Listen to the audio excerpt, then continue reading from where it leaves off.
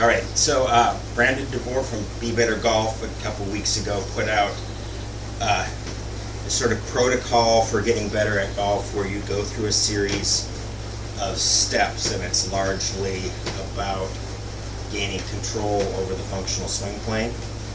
And so I've been doing it, not absolutely religiously, but I've been trying it every day. But what I thought about as I was doing it is it's easy to fall into, if you do these sort of position moves, it's easy to start using energy in a way that you wouldn't or shouldn't in a full swing. So I'm adding for myself a detail to it, which is, I think, even on these partial shots where you're concerning yourself with position, which I'm somewhat skeptical about positions, but I understand there are positions I believe in. The one position I definitely believe in is keep your arms this way and keep your face square to path. So if you draw a circle with this, it basically puts you in those positions. But this is fundamentally, so the positions are piled on top of understanding proper force in a swing. So to me, proper force in a swing is you need a heave off the ball. That's one force, first force. Then you need a shift, which is, you can think of it, it feels to me like a deliberate shift, but you could also say you're really just surrendering to gravity in a way. But it's heave, shift, and then I run into this leg, and that turns me around. The only two things I need to attend to are heave and shift. That's all I think about, those two forces. Don't even think about it, just feel those two forces.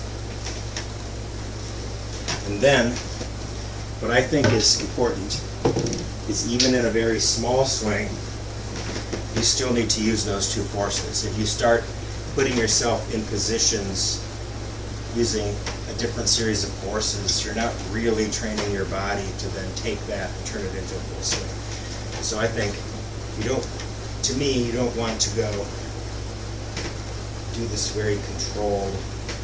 You can see that as your path, but when you're hitting a ball, you need to have a little heave and a little shift in that. Even that small motion, even in a little chip shot, still use those same forces.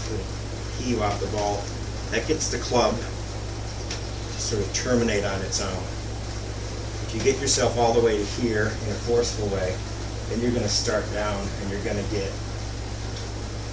apply force. The club's going to back up, open, do sorts of weird things. You need to let it, you need to go with it. So heave it to there, shift through.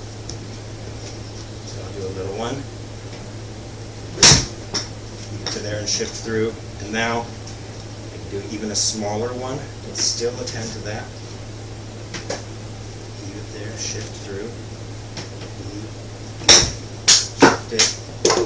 You'll feel the difference. You'll feel how you're flowing with the club when you do it that way. And then I can turn that, and it just turns right into a full swing. So now, heave it back, shift through. So that's how I would always attend, even in the smallest practice things, to how you apply force and use the same force that you're going to want to program in a full swing. And the other thing I think that if you start practicing partial swings, there's a danger, particularly I've fallen into this one.